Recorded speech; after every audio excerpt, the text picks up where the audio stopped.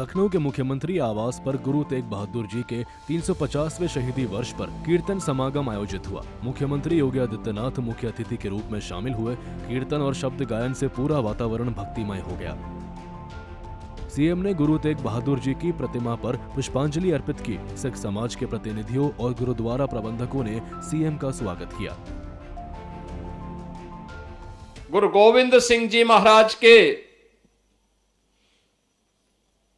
4 साहबजादों की स्मृति को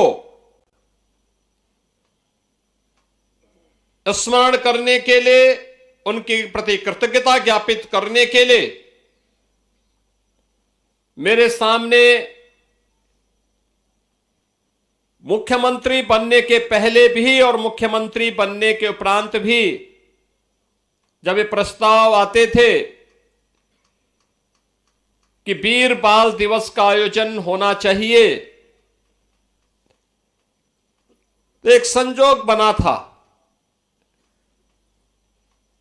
प्रथम गुरु नानक देव जी महाराज की प्रकाश 550वें प्रकाश पर्व के शुभ अवसर पर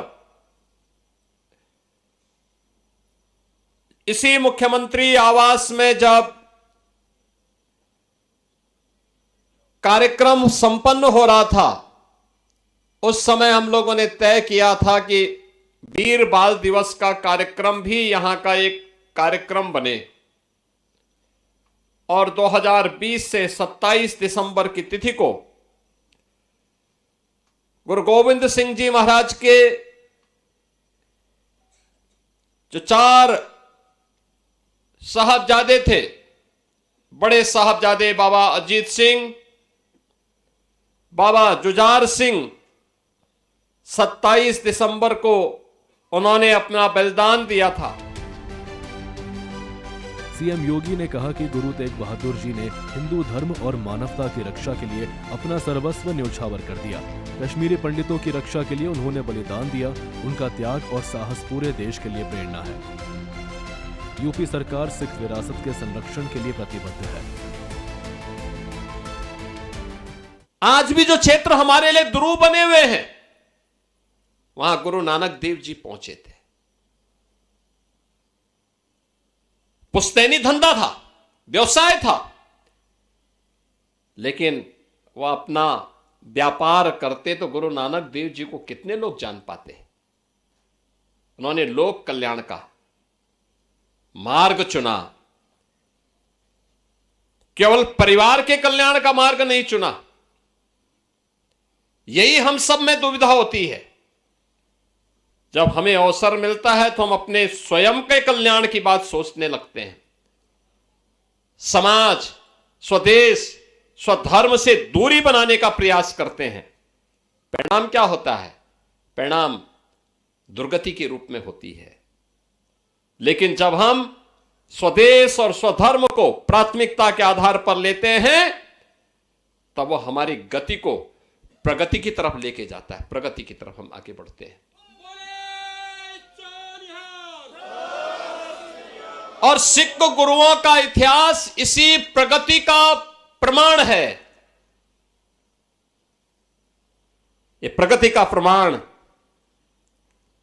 हम लोग वर्तमान में गुरु तेग बहादुर जी महाराज की 350वें शहीदी दिवस के वर्ष भर चलने वाले कार्यक्रमों के साथ जुड़े हुए हैं।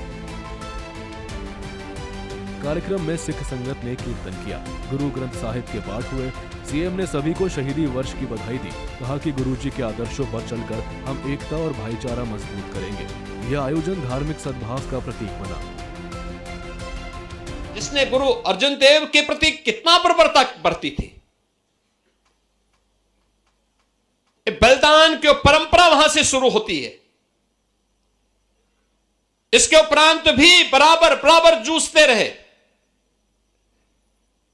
गुरु तेग बहादुर जी महाराज के गुरु के प्रति भी किस प्रकार का अत्याचार हुआ था। यानी जिस व्यक्ति का वो स्वयं लालन पालन के उस अनाथ विधर्मी का, उसी ने उनके प्रति गद्दारी कर दी। लेकिन गुरु तेग बहादुर की तेग के सामने वो चल नहीं पाया।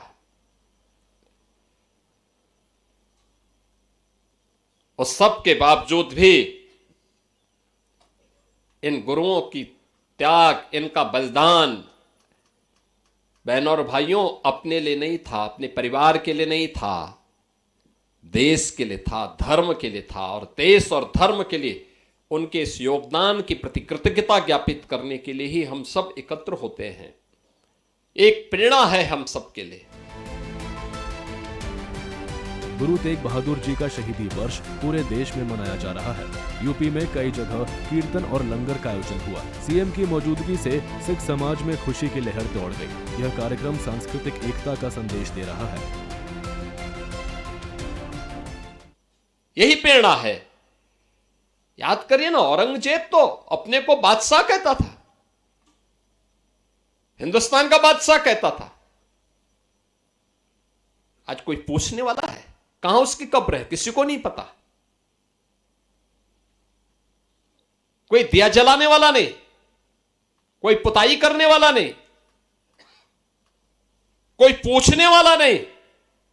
वो किस तिथि में मरा है, किस तिथि में उसने जन्म लिया है, कहां उसकी कब्र है, कोई पुरसा हाल नहीं, कोई पूछने वाला नहीं। लेकिन जिन गुरु तेग बहादुर जी महाराज और गुरु गोविंद सिंह जी महाराज, जिन चार चार साहबजादों के नामो निशान को मिटाना चाहता था, आज पूरा हिंदुस्तान उन पर गौरव की अनुभूति करता है और उनके लिए, उनके स्मरण के लिए उनका नित्य स्मरण भी करता है। यह हिंदुस्तान के हर पाठ्यक्रम के हिस्से चार चार साहबजादे बने हैं।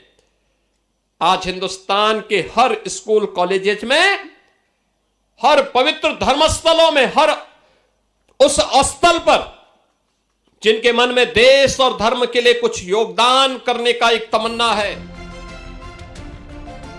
लखनऊ पीएम आवास पर गुरु तेग बहादुर शहीदी वर्ष कीर्तन समागम ने भक्ति और एकता का संदेश दिया। सीएम योगी की शिरकत सिख समाज के लिए सम्मान, गुरु जी का बलिदान हमेशा प्रेरणा देगा। ब्यूरो रिपोर्ट, सूर्य समाचार।